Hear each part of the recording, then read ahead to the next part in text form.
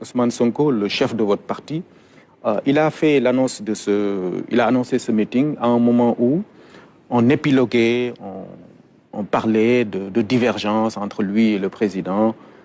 Il y a eu d'ailleurs certains responsables qui se sont prononcés sur la question. Vous, en tant que responsable et cadre du parti, quelle est votre religion, votre position sur cette histoire?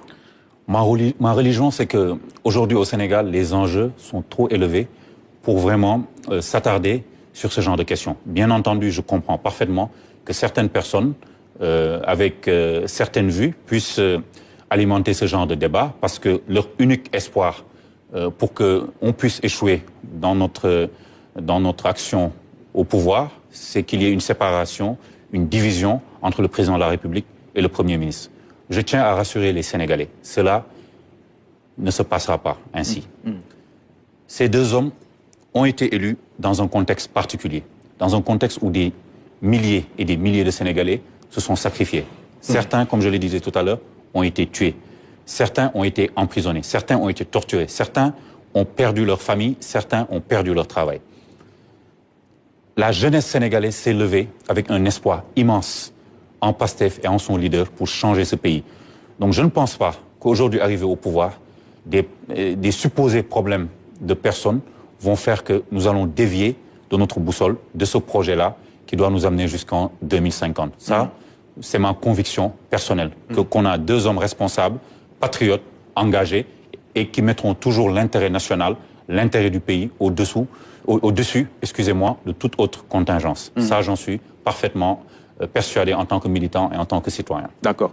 Alors, je ne sais pas où pourrait se situer le problème, si tant est qu'il existe, mais au moins, il y a un constat, c'est que l'unité se divise au sein de votre parti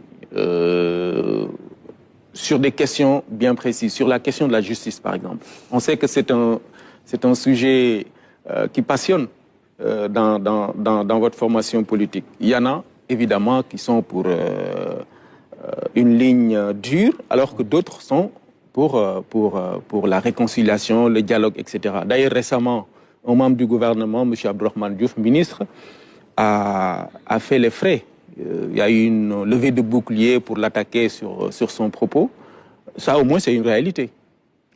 Écoutez, on est en démocratie. Les propos du ministre Abdourahmane Diouf n'engagent que lui, mais les gens, les citoyens, les militants ont le droit aussi de pouvoir répondre.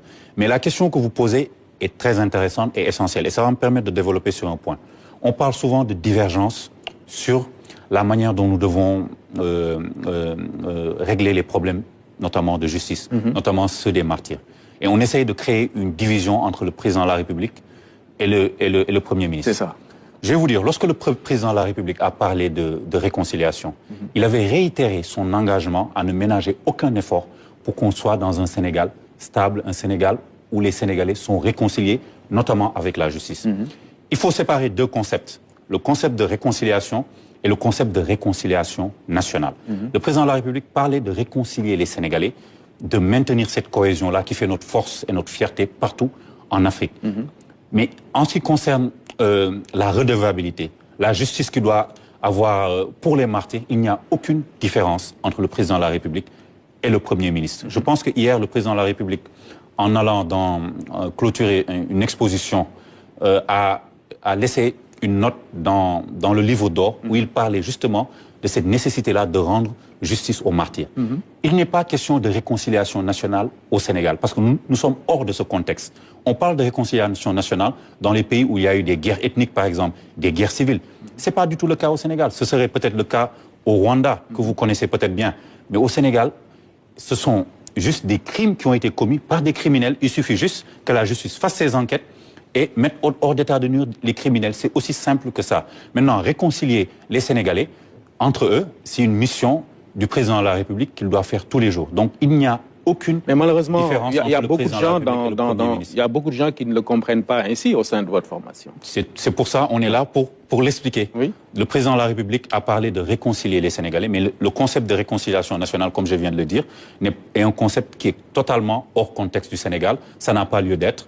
les crimes sont traités par la justice ordinaire pour ceux qui doivent aller en justice ordinaire et par les juridictions spéciales pour ceux qui occupaient des fonctions ministérielles ou autres. C'est aussi simple que ça. Et dans ce domaine-là, il n'y a absolument aucune différence. Et mais si c'est compris ainsi, pourquoi s'en prendre à un allié qui est de surcroît membre du gouvernement? On a vu que tout le monde a tiré.